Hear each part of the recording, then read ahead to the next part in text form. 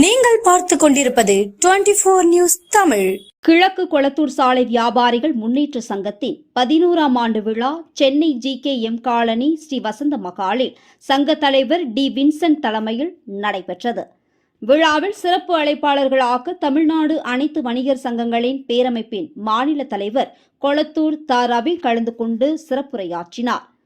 தமிழ்நாடு அனைத்து வணிகர் சங்கங்களின் பேரமைப்பின் மாநில நிர்வாகிகள் பொதுச் செயலாளர் ரமேஷ்குமார், மாநில பொருளாளர் VN ராஜா, சென்னை மண்டல தலைவர் அருணாச்சலமூர்த்தி, தலைமை நிலைய செயலாளர் குழந்தைவேல், மாநில செய்தி தொடர்பாளர் MP சுரேஷ், மாநில சட்ட ஆலோசகர் V ராம்குமார், வடசென்னை வடக்கு மாவட்ட தலைவர் ஜெயராமன், வடசென்னை வடக்கு மாவட்ட செயலாளர் D லூர்தராஜ் உள்ளிட்டோரும் பங்கேற்று உரையாற்றினர். விழாவுக்கு முல்லாராம், Krishnamurthy, JC Yuvarajan, M Velpandian, M Narayanan, M Alagarsamy, T Jebaraj, R Perumal, R Jayakumar, சங்க துணை செயலாளர் I ஜெயராஜ் ஆகியோர் முன்னிலை வகித்தனர். சங்க துணை தலைவர் S பூலிபாண்டியன் வரவேற்புரை நிகழ்த்தினார். சங்க பொதுச் செயலாளர் R வளன் ஆண்டறிக்கையை சமர்ப்பித்தார். சங்க பொருளாளர் G அமிர்தராஜ் வரவு செலவு அறிக்கையை சமர்ப்பித்தார். பின்னர் செய்தியாளர்களிடம் பேசிய தமிழ்நாடு அனைத்து வணிகர் சங்கங்களின் பேரமைப்பின் மாநில தலைவர் கொளத்தூர் ரவி கூறியதாவது: தமிழ்நாடு அனைத்து வணிகர் சங்கங்களின் பேரமைப்பினுடைய வடசென்னை வடக்கு மாவட்டத்துக்கு உட்பட்ட கிழக்கு கொளத்தூர் சாலை வியாபாரிகள் சங்கத்தினுடைய 11வது ஆண்டு விழாவிற்கு வெகு திரளாக சங்கத்தின் உறுப்பினர்கள், நிர்வாகிகள் அனைவரும் கலந்து கொண்டனர். இந்த சங்கத்திலிருந்து ஏற்கனவே நடைபெற்ற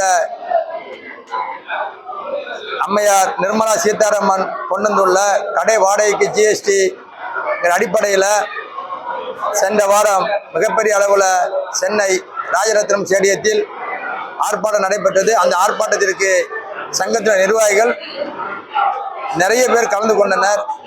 எங்களுடைய தமிழ்நாடு அனைத்து வணிகர் சங்கங்களுடைய பேரமைப்பினுடைய அந்த ஆர்ப்பாட்டம் டெல்லி வரைக்கு எதிரொலித்தது. குறிப்பாக ராஜஸ்தானில் நடந்த 55வது கவுன்சிலிங் கூட்டத்தில் தமிழகத்தில் இருந்திருக்கக்கூடிய அமைச்சர் பங்கேற்று எங்களுடைய நிலையை எடுத்து கூறினர். அதற்கு அவர்கள் செவிசாய்த்து அந்த ஆர்ப்பாட்டம் மிகப்பெரிய வெற்றி அடைந்ததோ அதே மாதிரி கவுன்சிலிங் கூட்டத்தில் கடை நடத்தக்கூடிய வாடகைக்கு 18% GSTயை தள்ளுபடி செய்துள்ளனர். அதனால மத்திய அரசிற்கு இந்த நேரத்தில் மிகப்பெரிய அளவில் தமிழ்நாடு அனைத்து வணிகர் சங்க பேரமைப்பின் சார்பாக ஒரு நன்றினை தெரிவித்துக் கொள்கிறோம். குறிப்பாக மாநிலத்தினுடைய முதல்வர் ஐயா ஸ்டாலின் அவர்கள் தொடர்ந்து எல்லா வணிகர்களை கோரிக்கைகளை ஏற்று நிறைய சலுகைகளை செய்து கொண்டிருந்தனர். ஆனால் இப்பொழுது மாநகராட்சியினுடைய உரிமம் பல்மடங்கு ஏற்றப்பட்டுள்ளது.